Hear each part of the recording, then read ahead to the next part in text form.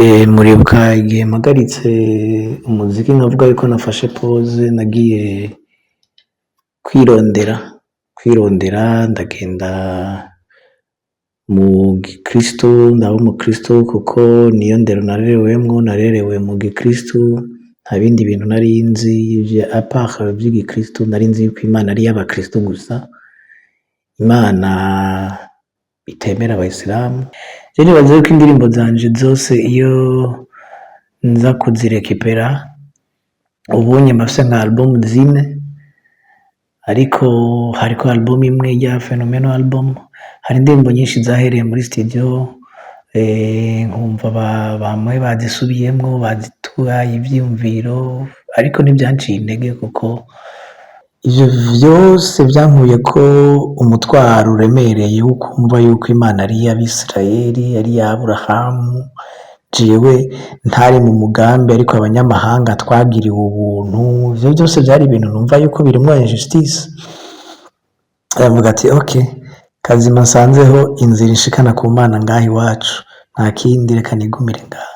Bona ca nibwira ngo peut-être ni vya bintu vy'uko ngaho mu Burundi usanga abantu benshi batavuza indirimbo kubera yuko indirimbo ibikwiriye, ariko usanga kenshi bavuza indirimbo z'abantu bafise contact zabo, baciringana, bagirane, mugabo ntibinca intege kandi ntikizombuza yuko nkora izindi ndirimbo zitambika.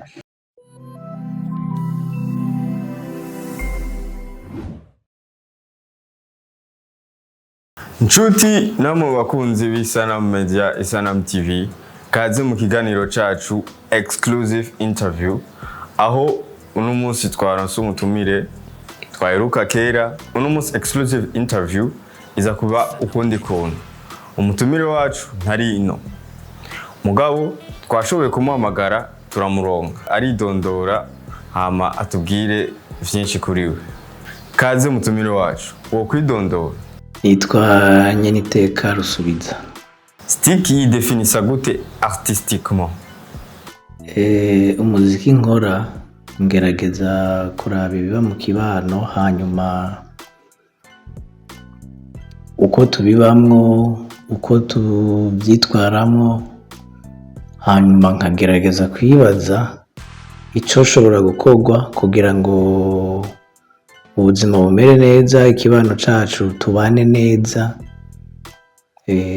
mu mahoro, mu bumwe n'urukundo, dushike ku ndoto zacu atawuvuruza uwundi. Ngerageza kurondera ubumwe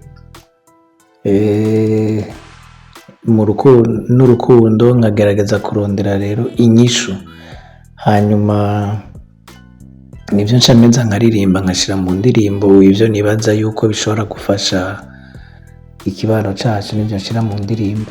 Twaramenye Stick mu mahiti menshi ngahe Bujumbura, kubera iki yabuze giturumbuka?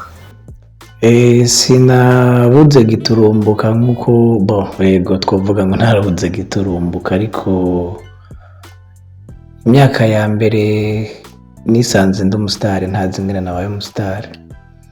Nisanze nca mw'ibarabara, abantu bose bakamenya, bakavuga naka, rero sinari navyiteguriye.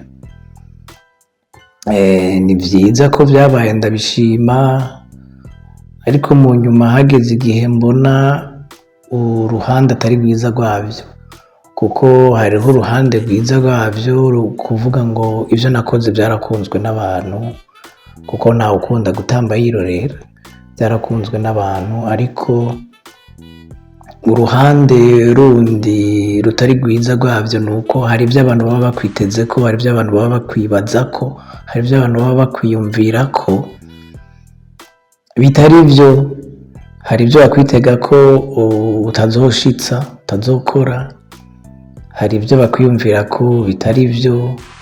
Rero mu nyuma hageze igihe mfata umwanya wo kwirondera, kuko deja no kumenyekana vyambaye ko nkiri muto cane, nari mfise imyaka 18 canke 19.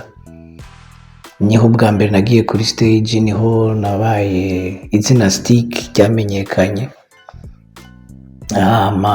sinari ndavyiteguriye. Mu nyuma ngenda ndakura, haragera igihe numva yuko ndakwiriye kurondera jewe ukuri, kuko hari ibibazo nibaza jewe nduho kuri stage, ndujyaho mu muryango, nduwo muri quartier, kuko numva umengo abantu umwe wese afise ko ishusho nyinshi, abantu bose bafise ko amashusho menshi, abo tuvukana bafise uko banzi, umuryango ufise ukunzi,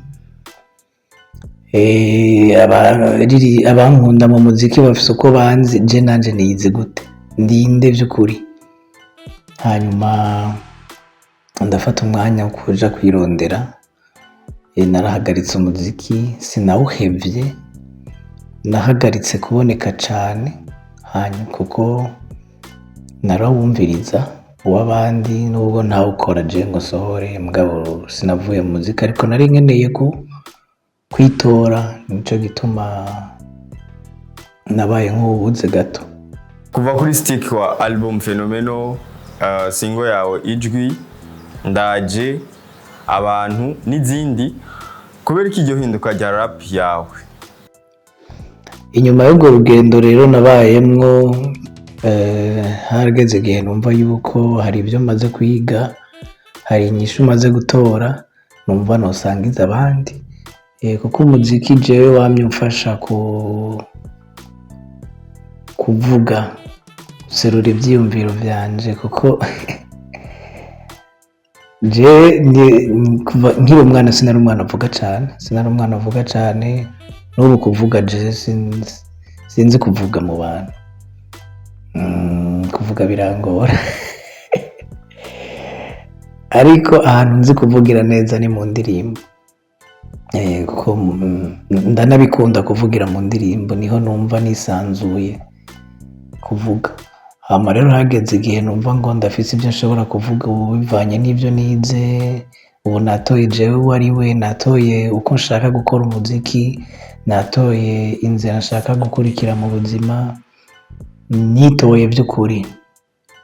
Hama indirimbo nasohoye ngarutse ya mbere yari ijya challenge ya Ikiri ku mutima, iyo wanje yitwa Ntukinisha umutima. Rero novuga hajya rero nari ntanguye kuba jewe ukuri, ubundi nari ndi umustar, nari product y'ubustar, ariko sinariko nerekana jewe, hajya nariko nerekana ishusho y'ico nibaza yuko umuririmbyi ategerezwa kuba, ariko guhera kuri Ntukinisha umutima natanguye kwerekana jewe, kuko nari natoye jewe uwo ari we. Hanyuma ndayisohora, abantu bayakiriye mu buryo ntari ndabyiteze, byananyeretse n'ikintu gihambaye, kuko hari igihe tuba twiyumvira ngo indirimbo ngo ikeneye ngo promotion nyinshi, ngo dushiremo ingufu, birakenewe, ufise uburyo urabikora atakibikubuza, ariko sico gihambaye, kuko indirimbo nyinshi baradishiramo ingufu mu kuzipromotinga, ariko ugasanga content y'indirimbo, yaba content y'amajambo, yaba content ya melody, yaba content y'ama instrument, ugasanga nta kirimo kingana n'izo ngufu bashize muri promotion. Wumva yumvise ukavuga ngo kumbe vyari ibinyi ko atabirenze none. Rero jewe indirimbo Ntukinisha umutima, Ikiri ku mutima challenge, narayikoze ndayishira kuri YouTube. Ico gihe nayikoze nta na telefone nari mfise, nta muntu n'umwe nayirungikiye, n'abanyamakuru ntibari bafise ukuntu bashobora kushikira, ko nta telefone nari mfise, nari connecta rimwe kuri tablet nkakora kuri Facebook. Ariko indirimbo ivyo yakoze yonyene ubwayo, n'ubu nibaza yuko ntawo bitebako, n'ubu biracabikora, biracantangaza, ariko vyanyugurukiye amaso yo kunyereka yuko iyo umuntu abaye we arashika ku bintu bihambaye. Ni indirimbo yiciriye inzira, kuko navuze ukuri kw'indani mu mutima wanje. Hama inyuma yaho narakurikije n'izindi. Hariho My Dream nayo nyene ni indirimbo yakunzwe cane, yarakunzwe cane. My Dream abantu barampaye feedback, ndasoma commentaire kandi zirandyohera cane. Ndakunda iyo abantu bariko baratahura ico nashatse kuvuga mu ndirimbo, bakumva yuko sinashatse gufakinga, sinashatse gufabrika ikintu, oya ni kwa kuri kose twese twumva indani ariko dutinya kuvuga, kuko ukuri kw'indani nibaza ngo ni kumwe kuri twese, ariko hariho abaguca iruhande, hariho abaguca ku mpande. Je nahisemo kuvuga ngo ukuri ko mu mutima niko nzoririmba, sinkeneye gushirako ama accessoire yo kugira ngo nemeze abantu, ukuri kuri kwije konyene. Rero My Dream ndayisohoye nayo nyene barayikunze, mu nyuma narasohoye Karundi Kazi ntiyakunzwe cane, sinzi igituma, sindatora igituma. Imbere yaho nari nasohoye iyindi yitwa Ikirezi, nayo nyene ntiyamenyekanye cane, ariko ikindyohera nuko indirimbo zanje naho zishikira, nubwo zishikira bake, bose commentaire z'amari ziri positif. Nta muntu ndabona avuga ngo iyo ndirimbo ngo ni trash canke ngo ni ubuswag. Iyo terme nawe ndayumva kera, sinzi ko bakikoresha ngo vuge ngo wapi, oya namanonga ko commentaire ziri positif kandi ndabishima kandi nkabyishimira. Nkashimira n'abantu bose bafata akaryo ko kumviriza indirimbo zanje, bantu baba biteze. Kera sinari bwabimenye, ariko hari abantu bambwira ngo mbewe ngo urazi ko hari abantu ngo baba barindiriye ko usohora indirimbo, ngo baba barambiwe n'ibintu ngo bariko barumva ngo barindiriye ngo usohore. Hari abantu ngo baba bafashe impwemu ngo usohoye indirimbo ngo uvuze ba, nagiye ndabimenya mu gihe. Abo bantu rero ndabashimira cyane, kuko mba numva tumeze cyo kimwe, turi abantu bamwe, ndi umuntu umwe yisanga muri abo. Hari ukuntu abarundi baramukanya ngo kaze urisanze, rero mba numva nisanze muri abo bantu. Phenomenal album yari n'urukurikirane rw'indirimbo zanje nari narasohoye kera nkiri muri Overdue Team, kuko zari bwaje kuri YouTube kandi ntizari zijya gusa, hari indirimbo nyinshi. Rero nibaza ko indirimbo zanje zose iyo nza kuzirekipera ubunye mbafise nka album zine, ariko hariko album imwe ya Phenomenal album. Hari indirimbo nyinshi zahereye muri studio, nkumva bamwe bazisubiyemwo, bazituye ivyiyumviro, ariko ntibyanciye intege, kuko navuga ati nta kundi, ni sawa, reka abandi babikorereko. Mugabo ni vyiza. Iyindi ndirimbo nasohoye yari Ijwi, twakoranye n'umuntu yitwa Turuso, n'umucafyi, asanzwe ari artiste akomeye cyane, gusa ntazwi ngaha mu Burundi, ariko hanze y'igihugu baramuzi. Niwe twakoranye iyo ndirimbo Ijwi. Ni indirimbo nkunda cyane, kandi nibaza yuko muyumviriza abantu muza kumviriza kino kiganiro, muyumvirize Ijwi, mumbwire commentaire, kuko je indirimbo yanje ndayisohoye ndayumviriza, numviriza iki, mba nkeneye kumenya ikintu kimwe gusa, burya navuze ukuri, sinaciye ku ruhande. Iyo nsanze navuze ibintu ko nashaka kubivuga, kuri je biba yabaye hit, mba ndindiriye abandi bantu rero bashobora gukunda ukuri nkanje. Hari abantu nkaba niteze ko baza gukunda indirimbo ziwanje, reka ego ntibintangaza yuko indirimbo zanje nyinshi zitabi hit kuvuga ngo nyene ngo niya ndirimbo ngo ishushe, ntizishuha, kuko urumva ibishushe biraza gukanya ko biri kose. Babasha umugani ngo amazi arashuha niyibagiye bumbeho, ariko ukuri kuguma ari ukuri uko ibihe bigenda, ukuri ni guhinduka, kuguma ari kwa kundi nyene. Rero nico gituma je nahisemo kuririmba indirimbo zivuga ukuri, kuko mba nzi ngo nyuma y'imyaka 50 uzokumviriza izi ndirimbo azokumva yuko kwari ukuri. Rero Ijwi nayo nyene n'indirimbo nakoze muri uko kuvuga ukuri, kubandanya mu bintu bitari artificiel ariko biri réel, biri véridique. Nari ngomba kuyikorera clip, mugabo navuye mu Burundi ntarayikorera clip.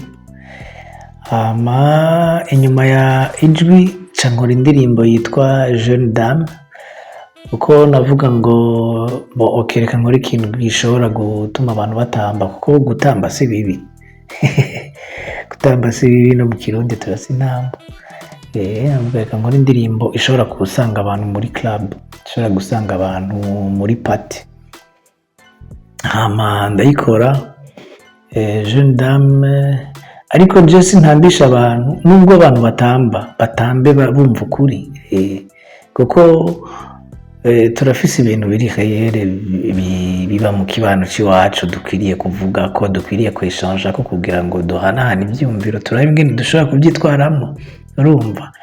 Rero Jeune dame ni indirimbo ivuga ku ma couple, ama relation, ingene bigenda, ingene tubibamwo, ivyo umukobwa aba ashaka ku muhungu, ivyo umuhungu aba yiteze ku mukobwa, ugasanga ntibigenze uko, ukudatahurana, ukutumvikana, ukutabona ibintu bimwe, ukutabona ibintu kumwe, nivyo biri muri iyo ndirimbo Jeune dame.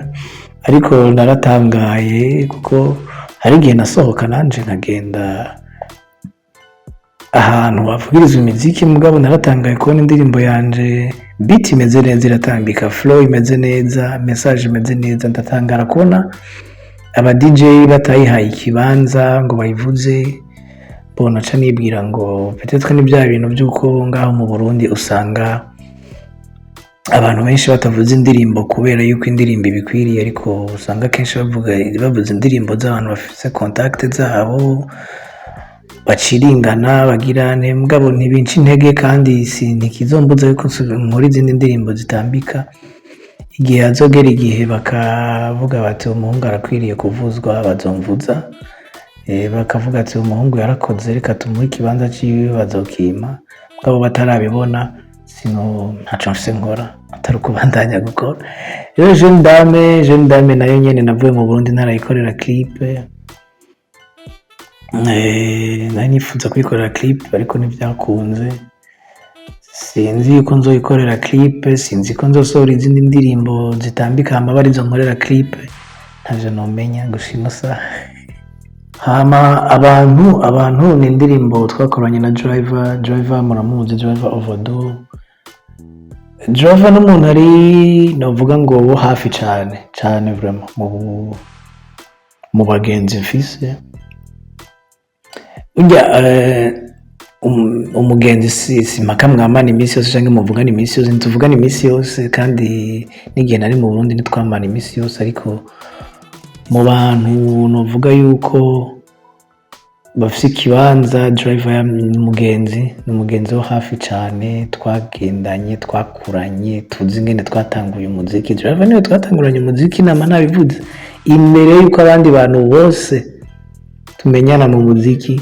Driver niwe twahana amakuraje, niwe twakosorana mu kwandika, niwe twahana ivyiyumviro vyo kubaka texte, niwe twayaga umuziki umwanya muniniya cane gose imbere yuko abandi bantu bose tumenyana nabo.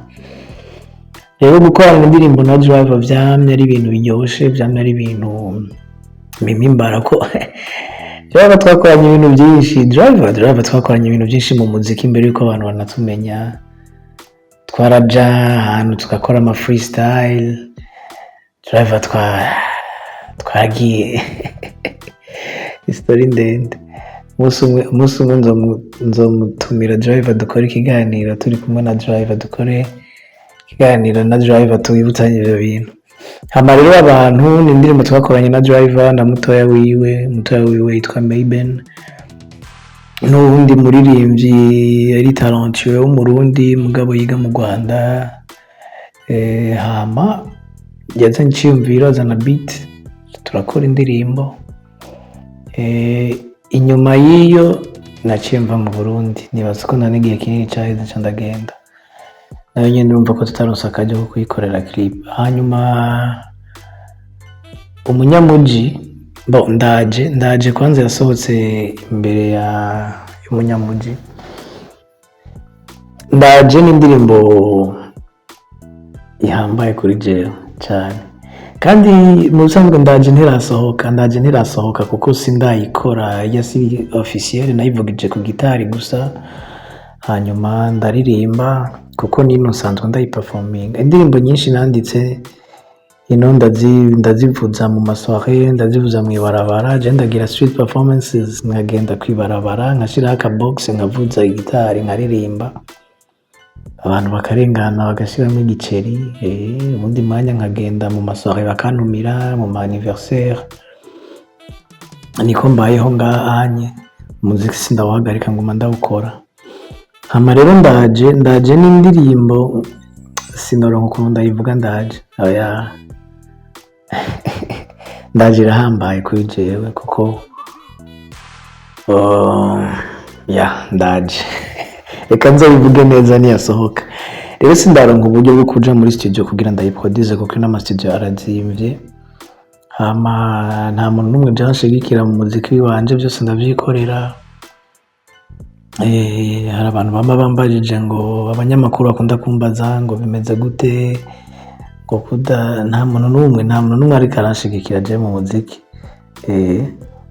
Ubu uzokumva ati umuhungu akora ibintu vyiza ashobora kumbaza ati tukore gute, ndagushigikire gute. Hama ego nk'ubu byumva akavuga ati indirimbo ndaje rimwe amajambo meza, avuga ati studio clip bisaba iki, byose biba biteguye. Hama twaca tuyikora indirimbo igaca isohoka imeze neza, nasaba iciyumviro neza uko kimeze. Ariko mu ncamake ndaje ivuga ku buzima bw'umuntu, ingene umuntu avuka, hama akabaho. Urumva mu kuvuka umuntu ntazi yaba avuye, ntazi n'ahashikiye n'ahabazi, yisanga yavutse akavukira muri uwo muryango. Hama n'uwo muryango n'abo bavyeyi ntibaba bamuzi rega, mba ntibaba bazi ngo umwana ngo azomera gute, ngo ameze gute. Urumva bariga kumurera, uvuga ngo bariga ingene barera uwo mwana bivanye n'ukungene uwo mwana yifata. N'uwo mwana nawe ariga kubana n'abo banasanzeho kuko ntaba bazi, ari bakuru biwe baba bafise iyindi mico, ari abatante, ari aba onkle, ari abavyeyi, n'abavyeyi bafise iyindi mico. Mba twese turiga ukungene tubana, ingene dukura, kandi turibagira yuko n'abavyeyi bakura, erega n'abavyeyi barakura mu kurera, bagakura mu kubaho, ibintu byose bigenda birakura. Rero ndaje nico ciyumviro nashatse guserura, ariko nibaza yuko ninamara kuyikorera amashusho bizoba bisiguye neza gusumba ko amashusho nayo araza kongera ko ikindi kintu ku butumwa. Hama inyuma ndaje nakoze umunyamuji n'indirimbo nashatse kurungikira abajene. Ego kubera twebwe turi inguvu z'igihugu, turi kubu n'akazoza k'igihugu. Rero hariho ibintu byinshi nasize ngaha mu Burundi bimbabaza ko nakubwiye ngo ndaraba cyane ikibano, ndibaza ibibazo, ndiyumvira inyishu zishoboka.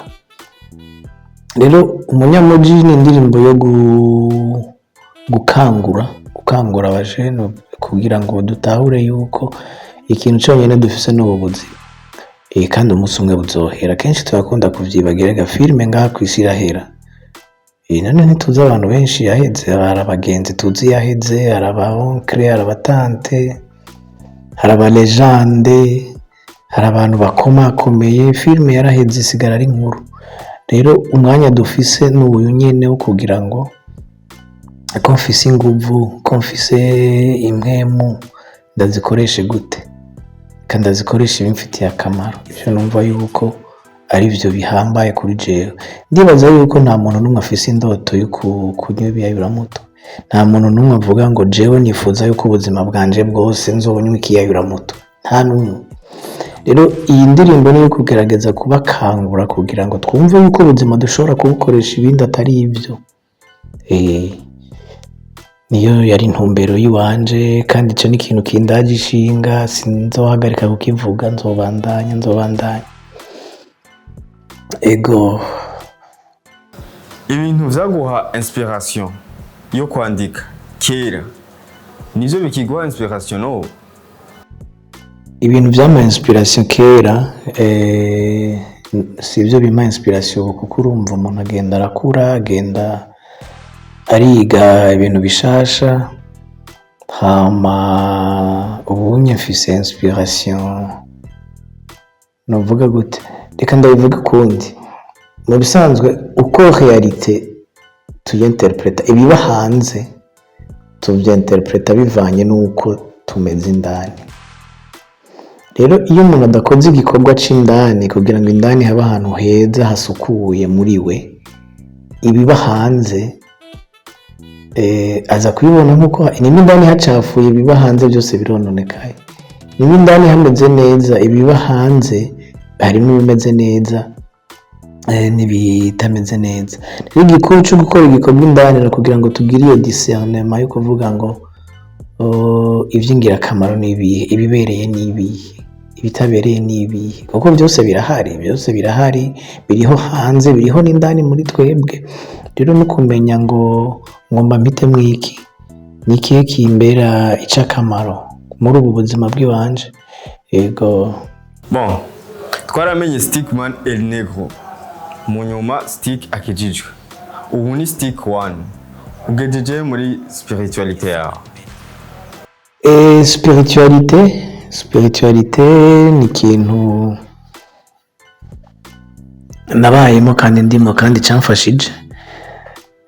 Muribuka igihe mpagaritse umuziki nkavuga yuko nafashe pause, nagiye kwirondera ndagenda mu gikristo, ndaba umukristo kuko niyo ndero narerewe mu gikristo. Nta bindi bintu nari nzi apart vy'igikristo, nari nzi yuko Imana ari y'abakristo gusa, Imana itemera abayisilamu. Kuko biratangaje yuko turabizi yuko ngaho mu kibano hari abantu benshi twiyumvira ngo abayisilamu ngo bararoga, ngo n'abarozi, ngo bafise ngo ibintu ngo by'ibipfumu, ngo bagendera ngo mu esprit, ngo amajini. Urumva ku buryo n'akayabu ukabonye wacubona umengo n'umuntu w'umupfumu w'umuyisilamu hajyanye. Mbabare kubivuga ariko niko bimeze, turabizi nubwo tutabivugira hejuru, ariko benshi twarabivuga mu ntamatama hariya. Ni kugira ngo mvuge yuko twese twakuze twibaza yuko aho indero twarerewemwo mu byo gusenga ariho honyine Imana iri. Twibaza yuko Imana ni y'abakristo gusa, abandi bose barayobye. Igitangaje ugaca usanga umuyisilamu nawe yiyumvira uko nyene, yiyumvira ngo Imana ni y'abayisilamu, abakristo barayobye. Urumva rero kubera ayo madini ariyo yari ahari mu Burundi gusa, nta Buddhisme, nta Hinduisme, ni ukuvuga yuko umuntu agiye muri spiritualité, agiye mu kwirondera, mu kurondera icari by'ukuri canke mu kurondera umuco w'umuremyi muri we, umuco w'Imana muri we, ategereza guhera ku bihari kuko nta yindi accès afise. Je nagiye mu gikristo ndabibamwo, ariko sinagiye kuvuga kuku, sinagiye nkurikira umuntu,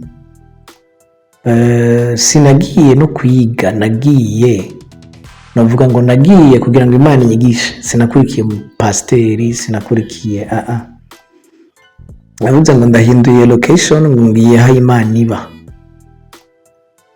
Ico gihe sinari bwatahure ko aho Imana iba ari muri jewe, nibaza yuko Imana ifise iba mw'isengero, ariyo location Imana ibamo. Hanyuma ndagenda mu gikristo ndakibamwo, ari ikintu camfashije cane gose, nuko nagira experience personnelle. Nizari za experience zo mu kigwi, muri korale, muri twashushe, muri fratere. Je n'ibikorwa byinshi byo mwisengero, nta bikorwa byo mwisengero nigeze njamo. Nagiye muri korale, natonze indwi imwe bica biranga, kuko muri jewe namye ndi wa muntu akurikira ikintu numva indani muri jewe. Korale mba ndavuyemwo, ibindi sinasubiye kubyangajamwo, ariko ntibyasigura yuko ntasenga. Je narasenga cane gose, je narisonzesheje iminsi 40 kandi n'ubu ndacabikora. Kwisonzesha kuko urazi ikintu tutamenya hajya nuko tudatahura amabanga ari mu bintu dukora, batubwira ngo kora ibi kora ibi kora ibi, ariko ntibatubwiye impamvu yo kubikora. Rero iyo abatuzi akamaro ko kwisonzesha tukanabitahura, nibaza yuko ataburinda kurindira yuko babimubwira. Hama muri ibyo byose mu gusoma Bibiliya, je narasoma Bibiliya vraiment, sinari wa mukristo wo kurindira bamubwire, naricara muhira nkasoma nkagerageza gutahura, nkibaza ibibazo. Rero hari ibintu byinshi byagenda binzazanira, mu nyuma ndatangura kwiyumvira ngo none ngo abandi bantu Imana bayiyumvira gute. Hanyuma ndarondera ibya Buddhisme, abemera Buddha Imana bayemera gute, bayivuga gute, bayitahura gute. Ndarondera Hinduisme, abahindu Imana bayivuga gute, bayitahura gute. Ndateba ndashika mu vy'ikinyafrika, spiritualité africaine. Hanyuma nza gusanga mu bisanzwe abo bantu bose bavuga ikintu kimwe mu ndimi zitandukanye. Ni nk'uko umwe ashobora kuvuga ati bonjour, undi akavuga mwaramutse, undi akavuga ni hao, undi akavuga good morning. Bose bavuze ikintu kimwe, ariko ibyo amatwi yumva ntibisona kumwe, ntibisoundinga kumwe, ariko bavuze ikintu kimwe. Rero nsanga amadini yose avuga Imana, yigisha Imana, kandi yigisha abayoboke bayo ukungene bashobora kubaho neza ngaha ku isi. Ariko nsanga bitandukanira kubagiye barigisha iryo dini bamenyekanye nka Buddha, Muhammad, Jesus Christ, Kiranga mu Burundi n'ibindi. Nsanga rero ibyo byose nibyo bigenda bitandukanirako. Ndibaza ikibazo, none ko nsanze byose ari bimwe, kubera iki noja kurondera iby'Abisirayeli kandi n'ibyo ngaho iwacu bivuga co kimwe? Kubera iki noja kurondera iby'Abarabu kandi n'ibyo ngaho iwacu bivuga co kimwe? Ndavuga ati rero reka ndondere ubumenyi bwagutse ku bijanye no kwemera kw'Abarundi, uko Abarundi bemera Imana, uko Abarundi babaho, ingene bagendana n'Imana. Campera ngaho ngenda ndondera sha bigenda birampa amahoro, birambohora, biranyubaka, kumva ko ndi muhira, kumva yuko iwacu turazi Imana, kumva yuko si ibintu ntanguye uno munsi. Na sokuru yarazi Imana, na sokuruza yarazi Imana, yakunda Imana, yakorera Imana. Kumva ko mu Burundi hariho abaprofete, hariho abantu batumwa kuburira abantu babona ibintu. Ivyo vyose byankuye ko umutwaro uremereye wo kumva yuko Imana ari iy'Abisirayeli, ari iy'Aburahamu. Jewe ntari mu mugambi, ariko abanyamahanga twagiriwe ubuntu. Ivyo byose byari ibintu numva yuko birimwo injustice. Aravuga ati okay, kazima nsanzeho inzira ishikana ku Mana ngaho iwacu, nta kindi, reka nigumire ngaha cangwa mu by'iwacu rero. Ego. Okay, mu majambo make wodefinisa gute relation yawe n'Imana?